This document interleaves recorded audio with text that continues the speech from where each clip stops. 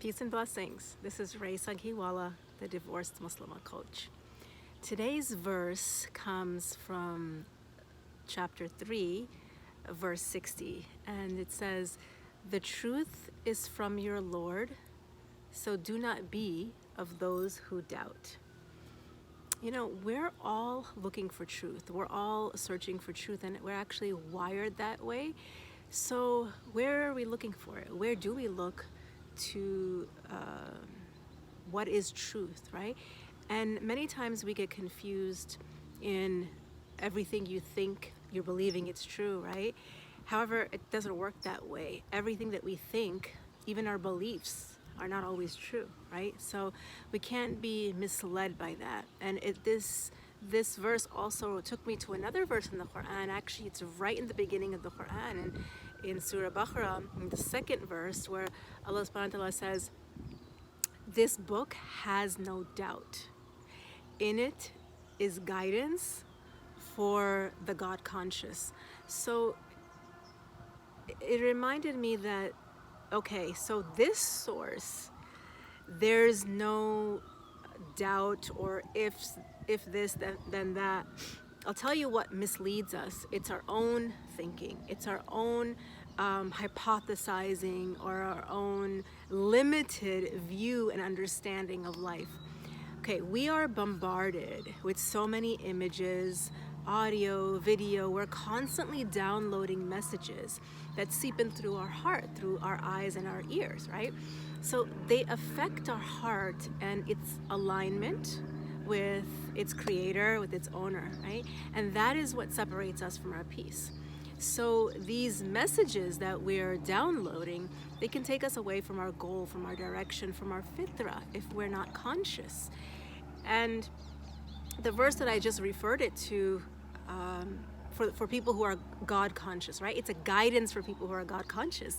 And the beauty of this is that we're in the month of Ramadan, and Ramadan is all about elevating our taqwa, our God consciousness. So, you know, it's very important to recognize what it is that you're downloading, what it is that's programming your mind, what it is. I mean, some people would even call it brainwashing, right? So if something comes to you, just recognize, okay, you know, these are my thoughts. This is what I'm thinking, right? And if there are thoughts of what ifs and doubts, where are you going to turn to get clarity?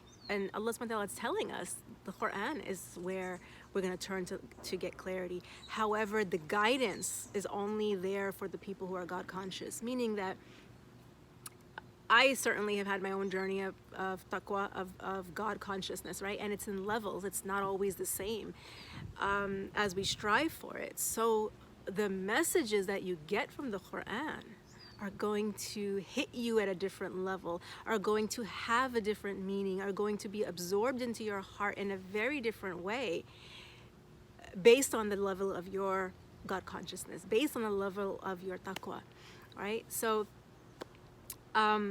if a thought is coming to you, seek out truth through the Quran. Always turn to the Quran or someone that can help you understand if you're not understanding.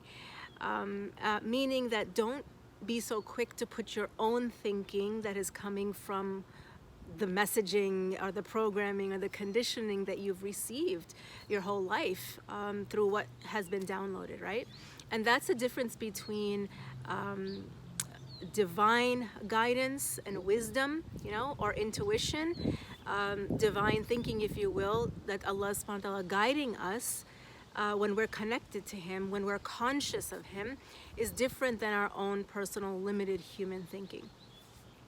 And so my message really here is that when you turn to the Quran, there is no doubt here, right? And the truth, we're all seeking the truth, right? And sometimes we get confused, we're in states of confusion, and we're like, what's what? What is real? What is not? How do we figure that out? Again, the Quran and your connection to the Quran, your connection to the owner of those words is what is going to help you see, not with your eyes, but with your spiritual eyes or your heart, what is truth, and what is not.